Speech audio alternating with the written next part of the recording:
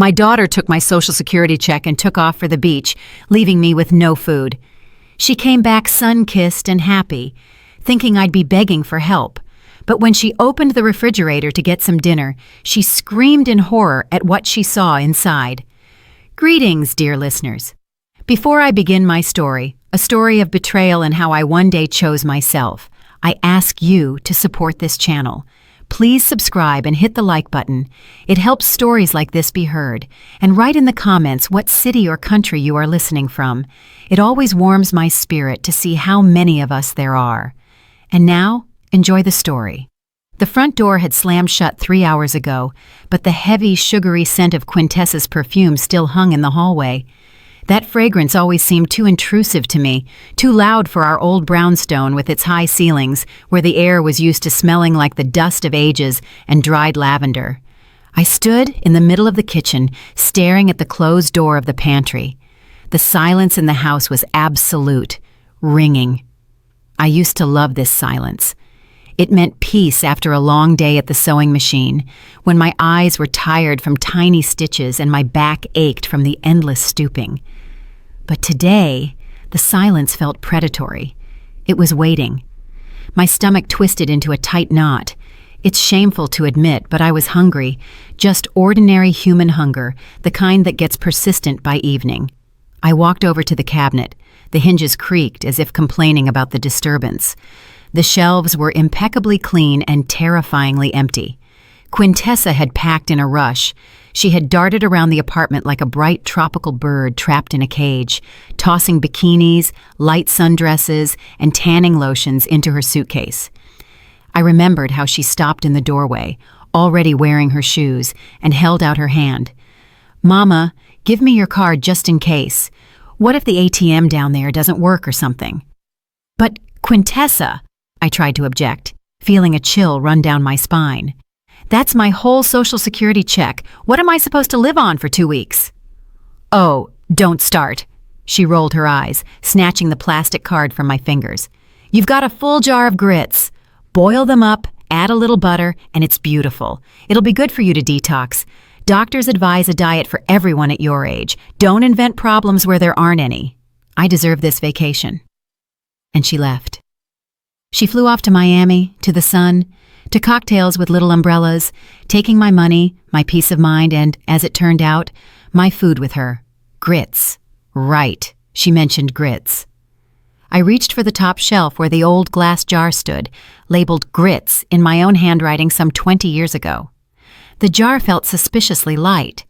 I took off the lid and looked inside. At the bottom, amidst some grayish dust, lay a few lonely grains. There wasn't enough to feed a sparrow, let alone a grown woman. She had lied, or maybe she just didn't care. She hadn't even bothered to check if there was food before condemning me to this starvation diet. She just threw words out to silence my anxiety and forgot about me the second she called her Uber. My chest went cold.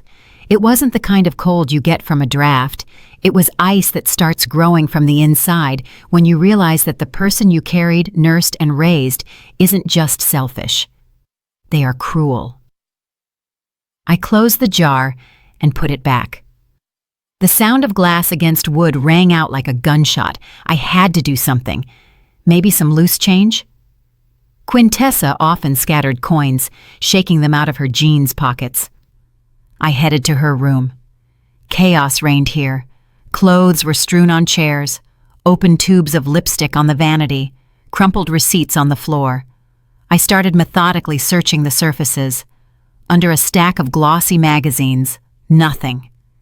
In the jewelry dish, empty. My gaze fell on a crumpled piece of paper, carelessly thrown at the trash bin, but missing the mark. I bent down and picked it up.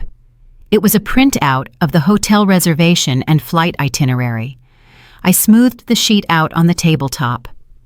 The letters danced before my eyes, but I saw the total figure immediately. It was bold, black, and merciless. The amount my daughter had spent on 2 weeks of beach relaxation was exactly equal to 3 months of my benefits. 3. I stood in the semi-darkness of her room, and it felt like the walls were closing in. For years, I had darned my old stockings. I had turned coats inside out to remake them, coats I'd been wearing since before the turn of the century. I denied myself an extra peach to buy her the best shoes for school, then for college, then just because, "Mama, this is what's in style now." I walked out of her room, pulling the door firmly shut behind me, as if cutting myself off from that smell of carelessness and betrayal. The living room met me with silent grandeur. I walked in. Here, in the light of the street lamps filtering through the heavy velvet curtains, stood them, my treasures, my jailers, the antique oak buffet, carved and heavy as a tombstone. Inside, behind the glass, the crystal and fine Haviland Limoges porcelain gleamed dully. A service for 12, which we had eaten from maybe twice in our lives. "This is for Quintessa's wedding," I used to tell myself. The wedding never happened, but the china waited. On the dresser stood a silver tea service that had come down to me from my grandmother. Next to it, a jewelry box with pieces I never wore because where would an old woman like me go in this? Let it stay for the grandchildren. In the hall closet hung fur coats smelling of mothballs, which Quintessa contemptuously called dust collectors, but which were worth a fortune. I looked around my living room. This wasn't a home, it was a museum. The Quintessa Johnson Museum. And I wasn't the mistress of the house. I was the unpaid curator. A curator who shuffles around in worn-out slippers, wipes dust off the exhibits, and starves to death so that one day a visitor can come and take everything without even saying thank you. My stomach growled treacherously again, but now something else was mixed with the sound. Anger? No, anger is a hot feeling. This was clarity. Icy, crystal clear clarity. I walked over to the coffee table where a stack of old newspapers lay. Quintessa always scolded me for not throwing them out. "Junk! Trash!" she would snort. But I knew that in the classified section there was something I needed. I had seen the ad a week ago, circled it in pencil, just because, out of habit, never admitting the thought that I might need it. I sorted through the papers. There it was, the City Chronicle, the page with private ads. The red pencil circle was barely visible in the dim light, but I knew what it said. Mr. Alistair Sterling. I buy antiques, porcelain, silver, rarities, honest appraisal, house calls. I looked at the telephone. Old, rotary, reliable. "Grits, you say?" I whispered into the void. I picked up the receiver. The dial tone was long and steady. I started turning the dial, entering the number, digit after digit. Every turn of the dial took effort, as if I were cracking a safe where my own life had been locked away. It started ringing. 1, 2, 3. "Hello?" a male voice answered, slightly raspy, but polite. "Listening." I took a deep breath of air that smelled like the dust of my museum. "Good evening." My voice sounded unexpectedly firm, even to myself. "Is this Mr. Sterling? My name is Eulalie. Do you buy sterling silver flatware?" "I do." Professional interest appeared in his voice. "What period are we talking about?" I looked at the empty velvet case where the spoon should have been, then shifted my gaze to the buffet. "Yes, early 20th century," I said. "I want to sell it. Tomorrow." Mr. Sterling turned out to be punctual. At exactly 9 in the morning, the doorbell sliced through the silence of the brownstone, making me flinch. I hadn't slept all night, sitting in the armchair opposite the buffet like a sentry guarding treasures before surrendering them to the enemy. But the enemy was no longer poverty. The enemy was my own submissiveness. I opened the door. On the threshold stood a man of about 60 in a neat gray overcoat and wire-rimmed glasses. He looked intellectual, black, distinguished, but his eyes, keen, observant, betrayed a man used to appraising not just things, but people. "Mrs. Eulalie?" he asked, tilting his head slightly.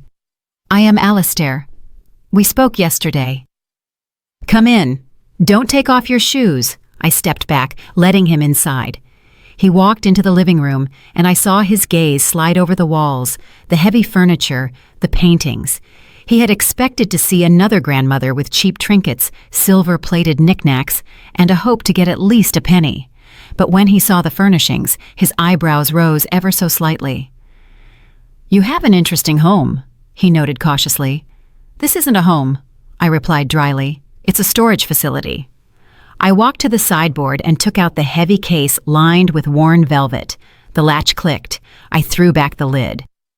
On the dark green lining lay 12 silver spoons.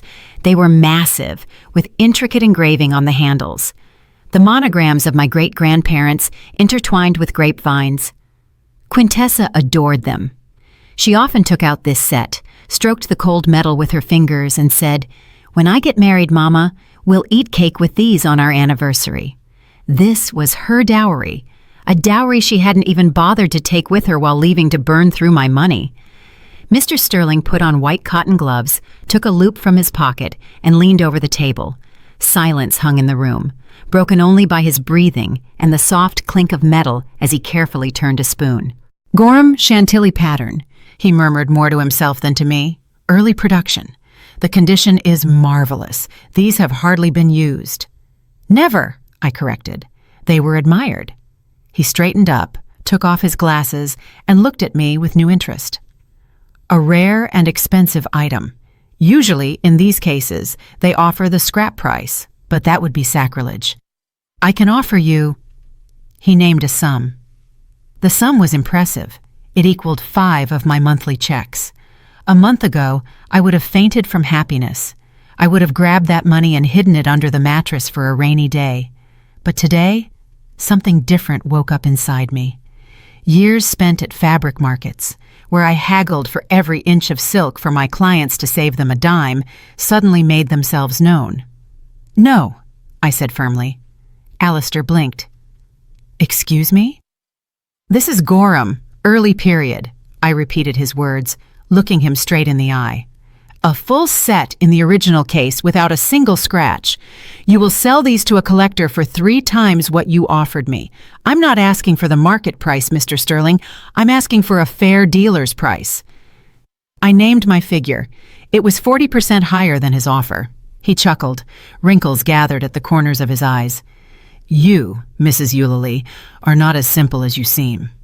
"Life teaches you," I parried. "All right, we have a deal."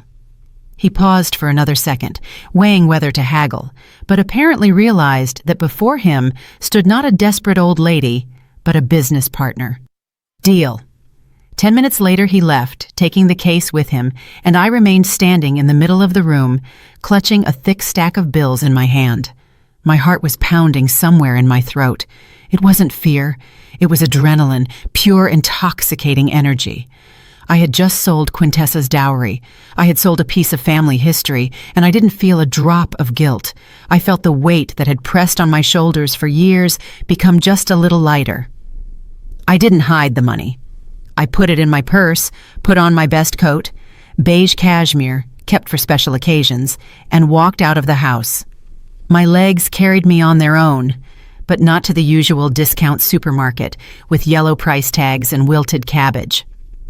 I was walking downtown, to the Epicurean market. I hadn't been there in 15 years. The prices there bit so hard, it was scary to even look at the windows. But today, I wasn't planning to look. The heavy doors swung open before me, and I was washed over by the smell of fresh baking, coffee, and expensive spices. I walked past the shelves like a queen returning from exile. I didn't look at potatoes. I didn't look for discounts on pasta. I went to the deli counter. "Weigh me out 1/2 pound of prosciutto di Parma, please," I told the clerk, "and some of that Virginia ham." Then came the cheese section. I took a wedge of aged Parmesan and a soft brie with truffles. I grabbed a jar of almonds stuffed olives. I bought a fresh baguette, still warm, crusty, and then I saw them. Peaches. Huge, velvety, filled with sunshine, lying on a woven tray. Out of season, of course, imported. They cost as much as an airplane wing. 2, I said, the most beautiful ones. And finally, the seafood section. Cold smoked salmon, thin slices, translucent in the light, the color of sunset. I walked out of the market with 2 paper bags. They weren't heavy, but they held more life than all my stocks of grits over the last 10 years. At home, I didn't eat in the kitchen on the oilcloth tablecloth. I went into the living room. I took a snow-white tablecloth with handmade lace out of the sideboard. Quintessa forbade me to use it. "You'll stain it, Mama. That's for guests." "Today, I am the guest," I said aloud to the empty room. I spread the tablecloth, took out the best plate from that very service. Thin porcelain with a gold rim. I laid out a silver fork. I still had forks. Knives and dessert spoons were also plentiful. I had only sold the teaspoons. I laid out my purchases. I rolled the slices of ham into rosettes, cut the cheese into cubes. Olives, salmon, warm bread that I broke with my hands, crumbling right onto the tablecloth, and the peach. I bit into it, and sweet juice splashed onto my lips. The taste was incredible. It wasn't just the taste of food, it was the taste of freedom. The taste of the fact that I exist, that I am important, that my body, my stomach, my desires matter. I ate slowly, savoring every bite, washing it all down with black tea from a ceremonial cup. I looked at the blank wall where the calendar hung and realized all these years I had been saving things for a future that might never come. I lived in expectation that someone would appreciate my sacrifice, but sacrifices aren't appreciated. They are used. When I finished, only crumbs remained on the plate. I felt a fullness I hadn't experienced in a very long time, a calm, dignified fullness. I stood up and walked to the sideboard. The place where the spoon case had stood gaped with emptiness. The dust there was slightly lighter, outlining a rectangle. I reached into my coat pocket and pulled out the long receipt from the gourmet market. I carefully smoothed it out and placed it right in the center of that light rectangle, in place of the family silver. On the receipt, amidst the list of delicacies, the word "total" was printed in large letters. I smiled at my reflection in the glass of the sideboard. "Dinner," I whispered. "It was just dinner." The week flew by like one long sunny day. I woke up not to an alarm clock to run to the cheap store for discounts, but when the sun touched my pillow. I had croissants with butter for breakfast, not empty oatmeal. And so, as I sat in the armchair with a glass of rich red wine, a Cabernet from 2015, advised by the sommelier at the wine boutique, the phone rang. The ring was harsh, demanding. I knew who it was without even picking up. Only Quintessa knew how to call, as if the telephone should apologize for not ringing sooner. "Hello!" I brought the receiver to my ear, not setting down my glass. "Mama!" My daughter's voice burst into my silence. In the background, the ocean roared, seagulls screamed, and some rhythmic music played. "How are you doing there? Still alive?" There was so much feigned concern in her voice, mixed with blatant superiority, that the wine seemed sour for a moment. "Alive, Quintessa, quite." "I was thinking," she spoke loudly, shouting over the surf. "You're probably bored there alone and hungry. You boil that grits, but add more water. It's more filling that way. Old Grandma's recipe, remember?" I took a sip of wine. The velvety taste returned, washing away the bitterness of her words. "I'm managing," I answered calmly. "Don't worry." "Oh, come on, don't put on a brave face," she chuckled. "I know you've got nothing to eat there, but it's okay. Hold on for another week. By the way, I saw a fridge magnet for you shaped like a dolphin. If, of course, you don't run up the electric bill while I'm gone. Because I know you'll forget to turn off the light in the bathroom, and I'll have to pay for it later." She spoke to me like an unreasonable child, like a burden that needed to be controlled even from 1,000 miles away. Before, I would have started making excuses. I would have said, No, baby, I'm saving. I don't even turn on the TV." But now, I just smiled at my reflection in the dark window. "I'm finding resources Quintessa didn't even suspect existed," I uttered, looking at the wine bottle on the table. "So don't worry about the lights." "Resources?" She laughed again, and there was so much smugness in that laugh. "What are you talking about? Found some change in the sofa, or went to Miss Theodosia for salt? Look, don't embarrass me in front of the neighbors. Don't go around with your hand out." "All right, I gotta go." We have a pool party. Don't get bored there with your porridge. Click. She hung up, confident in her complete, undivided power over me. In her picture of the world, I was sitting right now in a dark kitchen, choking on plain porridge, counting the days until her return so I could gratefully accept a magnet and a new portion of reproaches. She thought she had broken me, that the hunger training was successful. I finished the wine, feeling the warmth spread through my body. Pool party, I repeated, placing the empty glass on the table. Well, I have my own plans too. I picked up the notebook lying next to the phone. On the open page, a time was already written down. Tomorrow, 11 o'clock sharp. Alistair S. I had planned to sell the wardrobe, that huge oak closet in the hallway that took up half the passage and always snagged my sleeves with its carved corners. It was antique, expensive, but I hated it. It was a dark spot that absorbed light. But after the conversation with Quintessa, I changed my mind. The wardrobe, that's too much hassle. Movers, noise, dust. I wanted something elegant, something that would hit her just as painfully as her words about watering down the grits. I got up and went to the dresser in the bedroom. There, in the top drawer, lay another jewelry box. Smaller. I opened it. On a velvet cushion lay a brooch, an antique gold piece in the shape of a twig with leaves, studded with small diamonds, and a large dark ruby in the center. This ruby burned like a drop of thick blood. Quintessa adored this brooch. She never asked for permission, just took it when she went on a date or an office party. "Mama, it's vintage. It's all the rage right now," she would say, pinning the brooch to the lapel of her blazer. She considered this thing hers, just like the apartment, just like me. I took the brooch in my hands. The stone was cold, but quickly warmed up in my palm. I remembered how Quintessa once lost the clasp from it and didn't even apologize. "Well, fix it. You're a seamstress," she tossed out then. And I fixed it. Tomorrow, Mr. Sterling would come to appraise the wardrobe, but he wouldn't leave with it. In the morning, the antique dealer was precise as always. "Good morning, Mrs. Eulalie." He smiled, tipping his hat. "Ready to part with the giant in the hallway?" I shook my head, inviting him in. "I changed my mind about the wardrobe, Alistair. Changed my mind for now. Too much fuss. But I have something else, something more personal." I held out the brooch to him. Mr. Sterling's eyes lit up with professional excitement.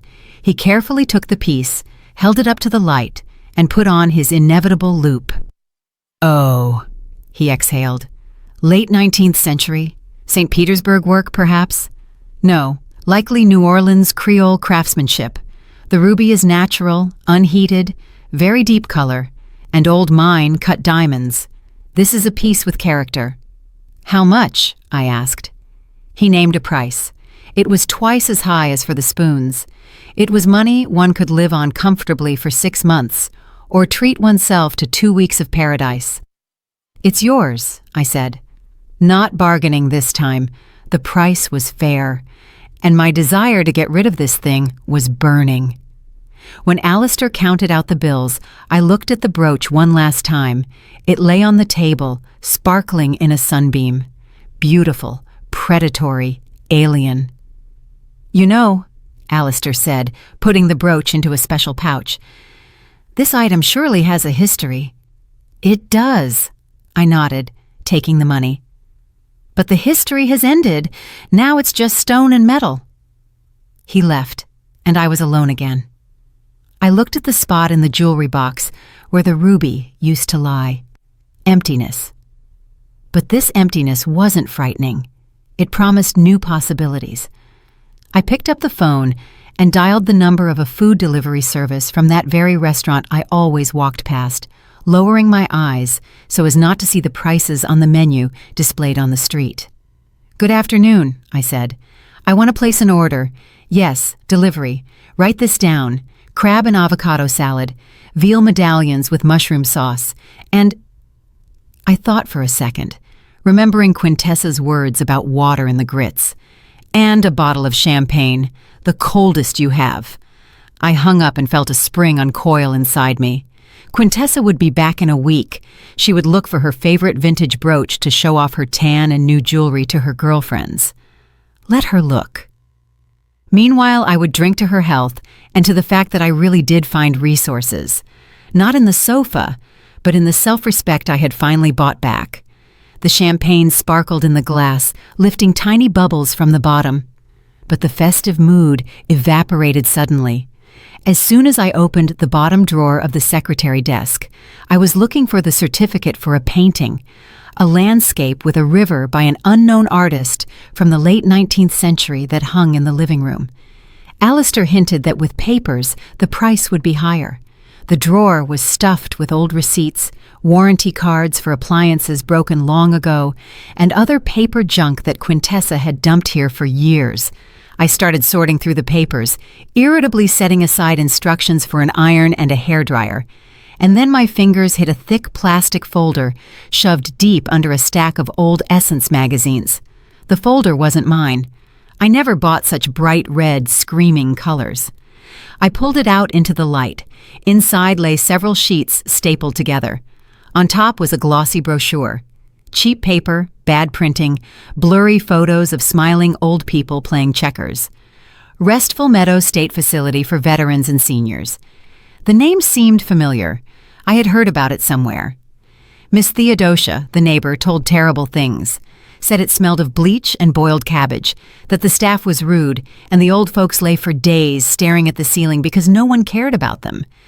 It was a state institution, the most budget-friendly one, with a bad reputation. A place where they send you to wait for the end, to be forgotten. My hands started to shake. I set aside the brochure and picked up the next document. It was a draft, a general power of attorney. In the header, my details. In the agent field, Quintessa Johnson. And below, in fine print, a list of powers. Right to manage all property, sell real estate, represent interests in medical institutions. A date was penciled in the margins. Next month, immediately after her return. The world tilted. I grabbed the edge of the table so I wouldn't fall. The air in the room suddenly became thick and viscous. This wasn't just selfishness. This was a plan. A cold, calculated plan. She wasn't just waiting for me to die to get the inheritance. She was tired of waiting.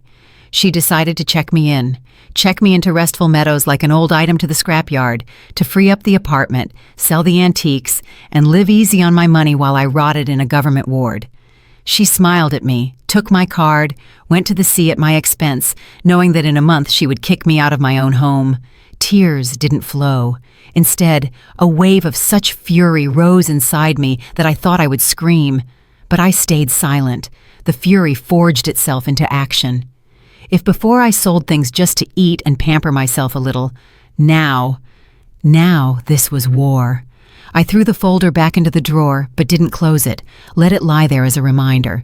I grabbed the phone. The ringing seemed infinitely long. "Mr. Sterling?" My voice rang like a taut string. "It's Eulalie. Have you gone far?" "I'm still in the neighborhood, Eulalie," he responded with surprise. "Did something happen? Did you find something else interesting?" "I found a reason," I cut him off. "Come back and bring a truck. We're clearing everything out." "Everything?" Disbelief sounded in his voice. "Mrs. Eulalie, are you sure? That is a serious decision." "Absolutely. I'm selling the painting, the clock, the rug, and that service in the buffet. Everything that has value. Come immediately." The next 2 hours passed in a fog. Alistair arrived with 2 sturdy guys. They silently and carefully carried my life out in pieces. The landscape with the river was taken off the wall, leaving a light rectangle on the wallpaper. The antique grandfather clock, whose chiming had measured time in this apartment for the last 50 years, fell silent and was wrapped in bubble wrap.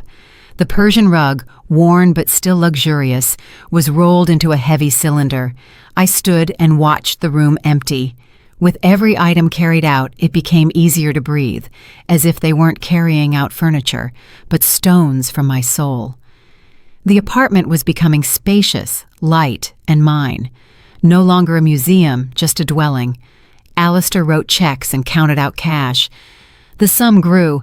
It was becoming obscenely huge for a pensioner. "Are you sure you won't regret this?" he asked quietly, as the movers carried out the last box of porcelain. "I will regret only one thing, Alistair," I replied, looking at the empty wall. "That I didn't do this sooner." When the door closed behind them, I was left alone in the echoing hallway. In my hands was a bag stuffed with money, a real fortune. I didn't delay. First, I called a cleaning company. "I need a deep clean, washing windows, walls, floors, everything completely, so that not a speck of dust remains, so it smells of freshness, not old age. Can a crew come today? I'll pay double." The dispatcher on the other end choked, but quickly agreed. Then I opened the website of an elite gourmet boutique, the kind that delivers groceries to stars and moguls. I scrolled through the catalog without looking at the prices. Black caviar, beluga, jars of 4 ounces, 8 ounces, add to cart. Truffles, white seasonal, add to cart. Foie gras, whole duck liver, add to cart. Vintage champagne, Dom Perignon. Exotic fruits, dragon fruit, mangosteen, papaya, add to cart. Cheeses, cured meats, handmade chocolate. I clicked and clicked until the order total exceeded the cost of my annual maintenance at that Restful Meadows nursing home. "Delivery today," I told the operator, confirming the order, "as soon as possible." By evening, the apartment shone. The windows were crystal clear, letting in the setting sun which now flooded the empty living room with golden light. It smelled of expensive cleaning products and lilies. I ordered a huge bouquet, just because, for beauty. The courier rang the doorbell. He wasn't alone. There were 2 of them, struggling to carry huge thermal boxes. We went into the kitchen. The refrigerator, an old reliable Kelvinator that hummed like a tractor, stood in the corner. I threw open its door. Inside was empty and clean. Only a lonely bulb illuminated the white shelves. "Load it up," I commanded. The couriers exchanged glances but started working. Blue tin jars of caviar stood in neat rows on the top shelf. Next to them lay blocks of golden butter and packages of truffles. The middle shelf filled with cheeses and meat delicacies. In the vegetable drawer, instead of the usual carrots and beets, bright alien fruits now showed off. Bottles of champagne lay on their sides, taking up the special rack.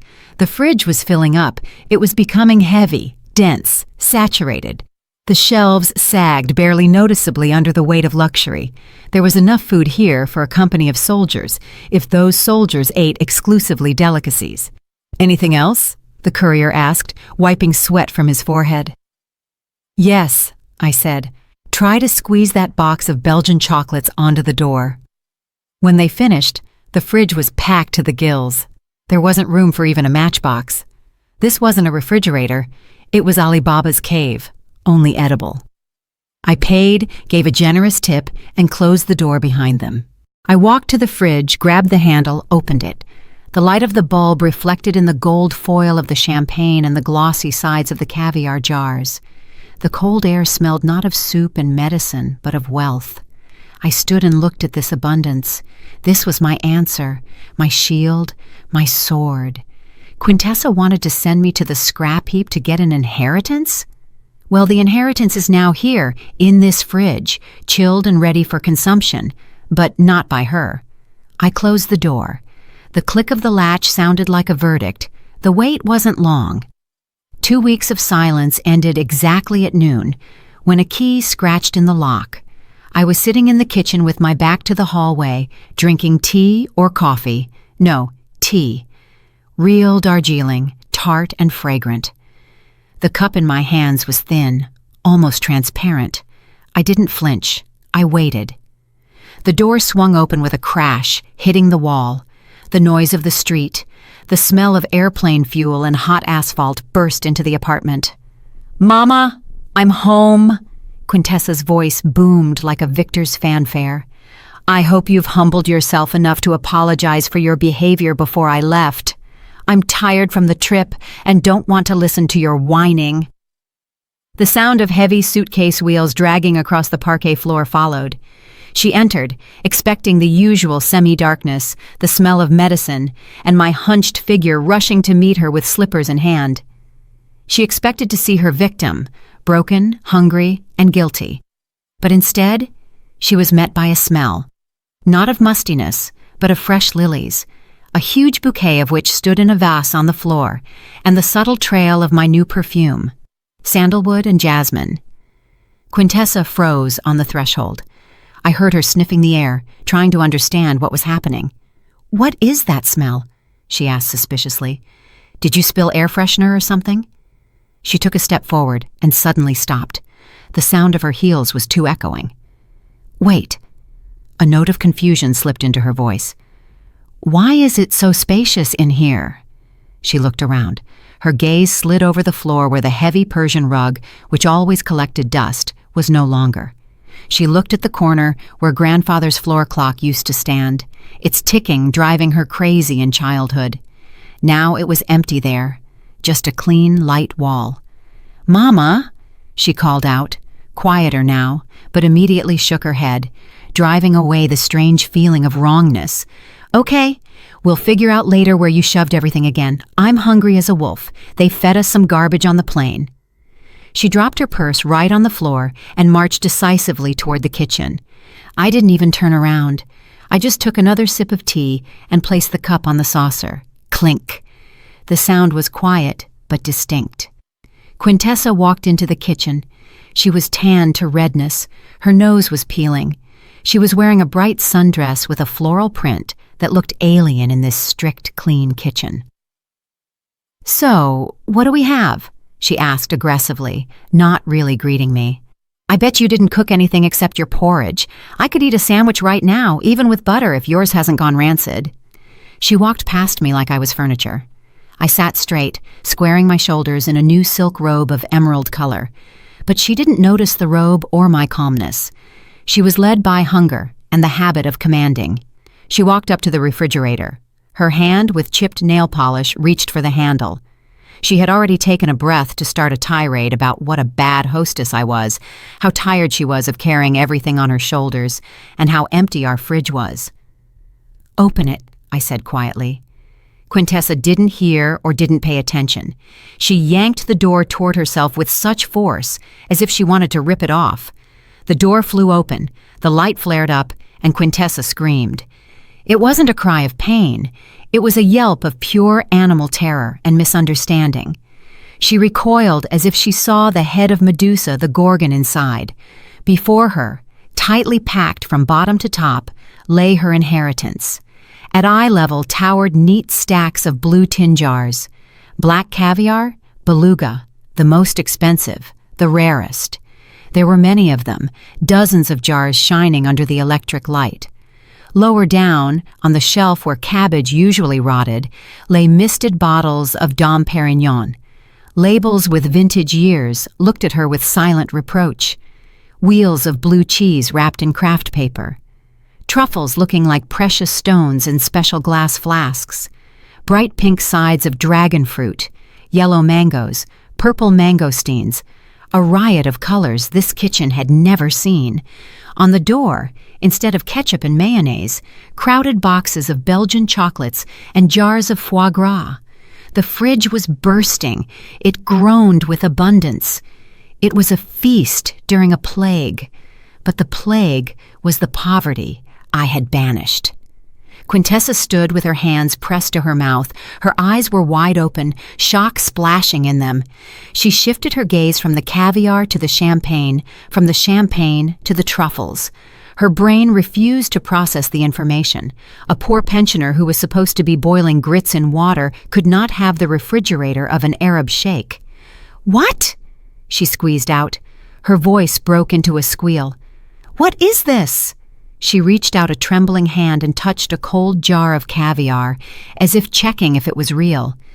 The jar was real, icy, heavy.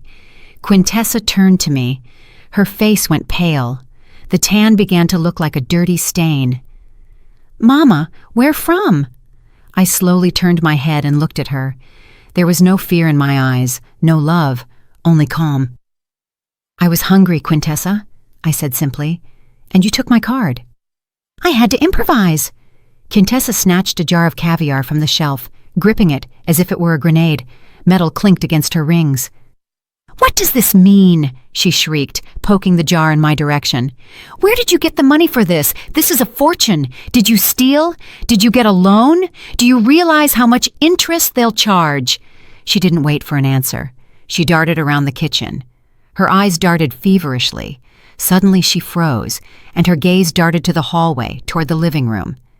It finally started to dawn on her what she had missed in the first minutes: the emptiness. She threw the jar on the table, it rolled with a crash, nearly knocking over my cup, and dashed into the room. I heard her stomping, then the sound of drawers opening, then her scream, full of panic. "Where is the jewelry box, Mama?" She ran back out, holding the empty velvet case for the spoons. It was open like the maw of a dead beast. The spoons, the silver. She was gasping for air. The ruby brooch, the clock. "Mama, where is the clock?" She looked around, seeing every missing thing now. Light spots on the wallpaper where paintings hung. The empty corner without the clock.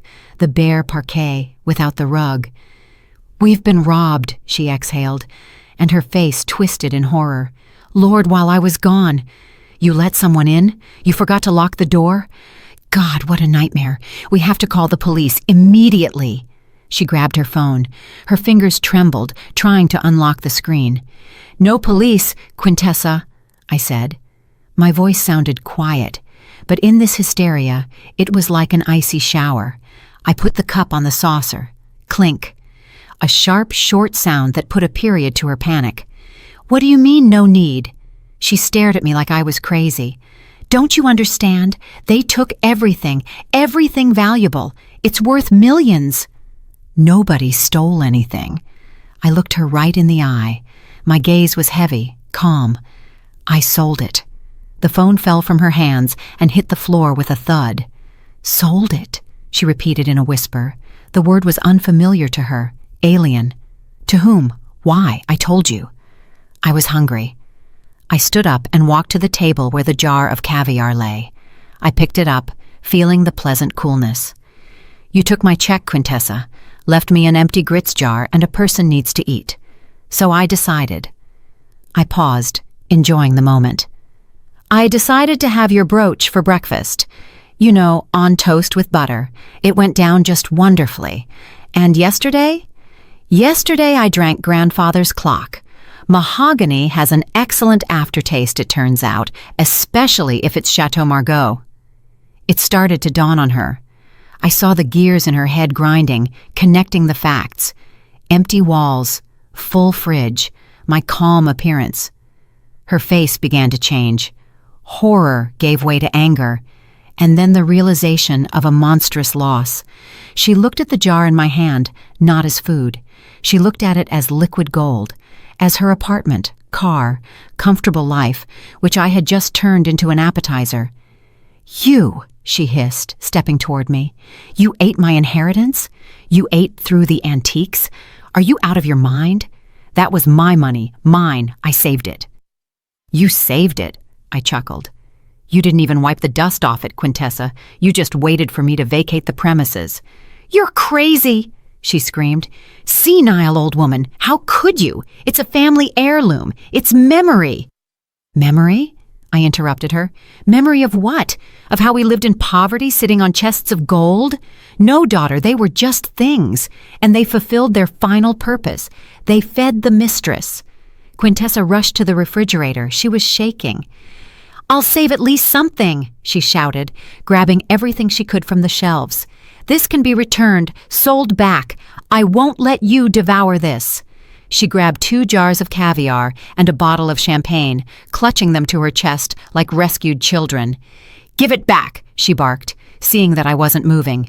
"It's mine. I'll take it back to the store. Do you have the receipt?" I looked at her, at this grown woman acting like a greedy child, at her tanned face distorted by greed. And nothing remained in me but disgust. I walked right up to her. She backed away, pressing her back against the open fridge door. "Put it back," I said. "No," she squealed. "It's money. It's my money." Then I slapped my palm on the table. Bam! The sound was crisp, commanding. The cup jumped on the saucer. "Put it back." My voice became steel. commanding. I had never spoken to her in such a tone, even when she was little. "That is my dinner, and you have no money, remember? You spent it all on the beach." Quintessa froze. She had never seen me like this. She was used to Mama Mouse, Mama Shadow, and now before her stood the mistress. She tried to object, but the grip of her fingers loosened. "You have no money, Quintessa," I repeated, enunciating every word. "You came to an empty apartment to a mother who has no check. You wanted me to starve? Well then, now we'll starve together. Only I will be eating caviar, and you will watch, because this is my food, bought with my money." Slowly, with an expression of the deepest suffering on her face, she put the jars on the table. The champagne clinked glass against glass. "You'll regret this," she whispered, and angry tears flashed in her eyes. "You will regret this. You are clearly not all there. A normal person wouldn't do this." She straightened up, and a new, frightening determination appeared on her face. "I am calling a doctor right now. You are dangerous to yourself and others. You are selling off property in a fit of madness. You need to be treated, and the transaction will be declared invalid." She turned and ran out of the kitchen, picking up her phone from the floor on the go.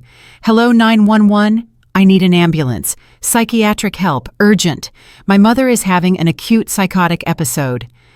I stood and listened as she called the brigade. There was no fear. I took the jar of caviar she had just held and calmly opened it. The click of the lid sounded like a starter pistol before the final race. "Try it," I said quietly, scooping up black grains with a spoon. "Try to prove it." The doorbell rang 20 minutes later. Quintessa was darting around the hallway like a wounded animal, grabbing the phone, running to the window. "Finally!" She exhaled and rushed to open it. "Come in quickly. She's in the kitchen. She is completely inadequate." But on the threshold stood not orderlies in white coats. Standing there was Miss Theodosia, our upstairs neighbor in her invariable floral housecoat, and looming behind her back was Alistair Sterling. He had come to pick up the last box of books we had agreed upon this morning. "Quintessa?" Miss Theodosia blinked in surprise, looking at the disheveled daughter. "What's all the screaming? I thought there was a fire, and this gentleman rang too." "Miss Theodosia, you're a witness." Quintessa grabbed the neighbor by the arm and dragged her into the apartment. "Mama has lost her mind. She sold everything clean out. Furniture, silver, paintings. She bought some food with that money and is sitting there eating. It's senile psychosis. I read about it. She doesn't know what she's doing. I need confirmation to annul the deals. You saw, she was always strange." Quintessa dragged the neighbor into the kitchen where I sat at the table, spreading butter on crisp toast. I was calm. I was wearing the same elegant emerald robe, my hair neatly styled, and light makeup on my face, which I hadn't done in 10 years. Miss Theodosia froze in the doorway. She expected to see a mad old woman in rags scattering money, but saw a woman who looked better than she had in the last 20 years. "Eulalie?" the neighbor asked cautiously. "Quintessa says, are you sick?" "I am healthy, Theodosia." I smiled at her and gestured for her to enter. "Would you like tea? Earl Grey, and a sandwich with caviar. Real caviar." Theodosia's eyes widened when she saw the table. "With caviar?" she repeated weakly. "She doesn't understand," Quintessa yelled, stomping her foot. "Don't you see? She blew a fortune on delicacies. This is a clear sign of dementia, loss of financial control." At that moment, Mr. Sterling entered the kitchen. He coughed delicately. "Pardon me, ladies. The door was open." Quintessa pounced on him like a hawk. "And you? You're a scammer. You took advantage of the helpless state of an elderly person. I will sue you. You will return all the things. My mother is incompetent."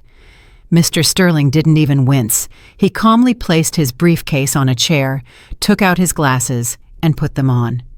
"Incompetent?" he repeated softly. "Allow me to disagree. I have been in the antique business for 40 years. I have seen many sellers, and I can assure you your mother is one of the most astute and tough negotiators I have met." He pulled a folder of documents from his briefcase. "Here are the bills of sale for every item, signed by Mrs. Eulalie personally. And note, attached to every contract is a certificate from a notary attesting that the seller is of sound mind and memory. We arranged this specifically, foreseeing such family scenes. Quintessa snatched the papers, her eyes racing across the lines, seals, signatures, notary stamps. Everything was clean, legally flawless. But she gasped, "But she's eating the money. That's not normal." "And what is normal, Quintessa?" suddenly piped up Miss Theodosia. She was already sitting at the table and taking a bite of a $50 sandwich with appetite. "Eulalie saved on you her whole life, wore the same coat for 10 years. And you? Did you ever buy her a chocolate bar? And now, so she sold her own things to eat like a human being, and suddenly she's crazy?" "You don't understand." Quintessa was on the verge of hysteria. Her plan was collapsing. Her arguments were crumbling to dust. "That was my inheritance. She didn't have the right." "She did," cut in Mr. Sterling, taking the folder back from her. "It is her property, and she disposed of it as she saw fit." Silence hung in the kitchen. Quintessa stood in the middle of the room, red, sweaty, humiliated. Everyone was looking at her, me with icy calm, Alistair with professional indifference, Theodosia judgingly chewing a sandwich. Quintessa realized she had lost the battle for the diagnosis. Calling doctors was pointless, the police even more so. "Fine," she hissed, narrowing her eyes. "Fine. You won this round, Mama. Ate everything, good for you. But we still have to live. And when you run out of your delicacies, who will hand you a glass of water? Me? Don't count on it. I won't forgive you for this. I live here and I will turn your life into hell. You'll regret not dying of hunger." She turned to leave, to slam the door. She thought she had one last trump card left. Her presence, her youth, her ability to bully me in my own home. "Stop," I said. I didn't raise my voice, but there was something in it that made her stop. I slowly pulled out the table drawer, the very one where I had moved the finds from her room. "You are so worried about my future, Quintessa, about who will hand me a glass of water, about where I will live when I get really old." I took out the red brochure, Restful Meadows State Facility, and the draft of the power of attorney. Quintessa paled so abruptly it was as if all the blood had been drained from her. She recognized these papers. "Where from?" she whispered. "I was looking for change," I said, standing up. "Remember, you told me to look for loose change. I found this." I threw the brochure on the table. It slid across the smooth surface and stopped right in front of her. Smiling old people looked at her from cheap, glossy paper. "You plan to check me in there in a month?" I said. It wasn't a question, it was a statement of fact. "You wanted to sell the brownstone, take the money, and send me to die in a government ward smelling of bleach." Miss Theodosia gasped, covering her mouth with her hand. Mr. Sterling frowned, looking at Quintessa with open disgust. "Mama, that's not what you think," Quintessa began to babble, retreating toward the door. "It's just in case. It's a good sanatorium." "Shut up," I interrupted her. "I know what kind of place that is, and I know what a power of attorney is." I walked right up to her. "You were so worried about housing for the elderly." I took the brochure and put it into her limp hand. "Take it. Keep it for yourself. It will come in handy when you get old." "What?" She blinked uncomprehendingly. "Because you won't live here anymore," I said quietly and firmly. "Get out." "You can't kick me out," she screeched, finding her voice. "I'm registered here. This is my home." "This is my apartment," I said, "and I changed the locks this morning. Your keys don't work anymore. And your things?" I nodded at the suitcase that still stood in the hallway. "Your things are already packed. You didn't even unpack." "I'll call the police. I'll sue." "Sue?" I shrugged. "But while the court is dealing with it, you have nowhere to live. And if you try to break down the door, Mr. Sterling is a witness that you threaten me with physical harm, and Theodosia too." I looked at the neighbor. She nodded decisively, setting aside the unfinished sandwich. "I'll confirm it, Eulalie, and I'll tell the beat cop she wanted to dump you in the poorhouse." Quintessa looked at the three of us. at the united wall against which her greed had smashed. She realized this was the end. She grabbed her suitcase. "Damn you all!" she shouted, breaking into a squeal. "Choke on your caviar, I hope you die alone!" She flew out of the apartment. The door slammed. Silence fell. Mr. Sterling coughed delicately. "I should probably go, Mrs. Eulalie, I will pick up the books tomorrow if you permit. Today it seems you need to rest." "Thank you, Alistair." I nodded. "Come tomorrow." When he left, and Miss Theodosia, still gasping and lamenting, went to her place, finishing the sandwich on the go, I was left alone. I walked to the door and locked the deadbolt. Click, click. I leaned my forehead against the cool metal of the door. My heart beat steadily. My hands didn't tremble. I returned to the kitchen, picked up the jar of caviar Quintessa had tried to save. It was warm from her hands. I put it back in the fridge on the shelf next to the champagne. "Cold is tastier," I said aloud. Ahead was the evening, and a whole life, my life. 2 weeks passed, and the air in the apartment changed. It stopped being stale, infused with fear and the dust of the past. Now a draft walked here, light, fresh, smelling of autumn and change. I stepped out onto the balcony, pushing the door with my hip. In my hands was a tray with a steaming cup of coffee and a sandwich on a crispy baguette with a thick layer of cream cheese and slices of red fish. On my shoulders lay a new wool shawl, soft terracotta color, warm as an embrace I had missed so much. I bought it with money from the sale of an old fur coat, the very Persian lamb one I had saved for 20 years and which turned out to be eaten by moths. Funny to think. Moths ate my coat, and I ate empty porridge to save the coat for the moths. The circle closed, and I broke it. I sat in the wicker chair. Quintessa was gone. She disappeared from my life like a bad dream, leaving behind only silence. After that scene, she tried calling, threatened, cried, knocked on the door. But I told her through the closed door just one phrase. "One more call, Quintessa, and I sell the apartment. I'll move to a small studio by the sea, and I'll drink the money away or donate it to a cat shelter. Decide for yourself." The threat worked. The apartment was the last bastion, the last hope for an inheritance, and she was afraid to lose that too. She went quiet, dissolved into the big city, renting a room somewhere, and hoping to learn to live on her own money. I looked back at the room through the balcony glass. It was almost empty. No bulky wardrobes, no dark corners, just light, space, and the few things I really liked. My favorite floor lamp, a comfortable armchair, books. I was no longer the museum curator. I was the resident, the mistress.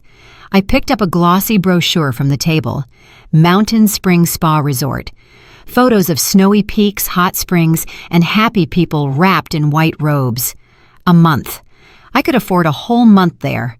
The money from selling the silver spoons and that awful rug I hated burned a hole in my pocket, demanding to be turned into memories, not things, into life.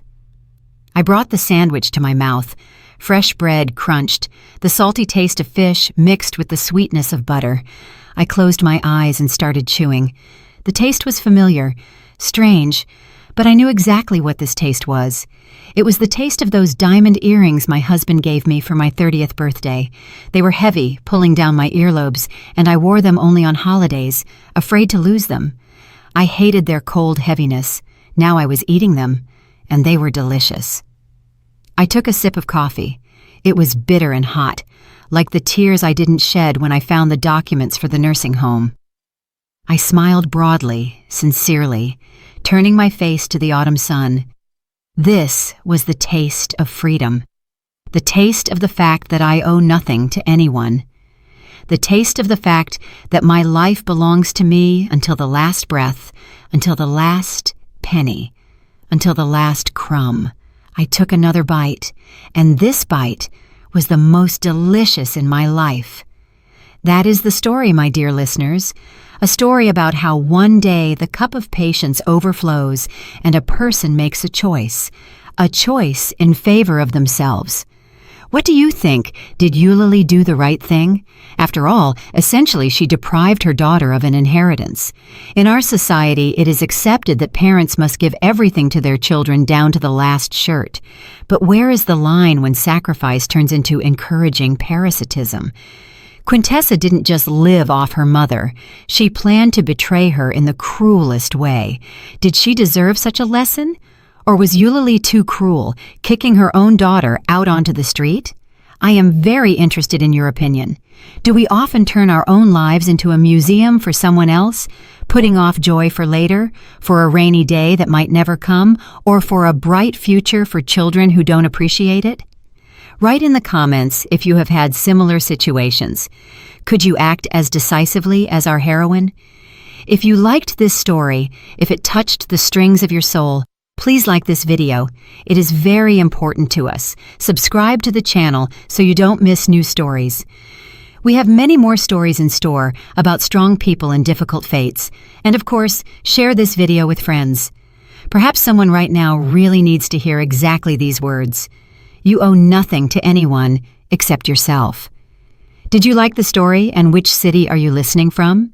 Thank you so much for your sweet support. I'm looking forward to your comments on the story. On the screen, you can see 2 new life stories that I highly recommend. There's so much more on my channel. Don't forget to subscribe.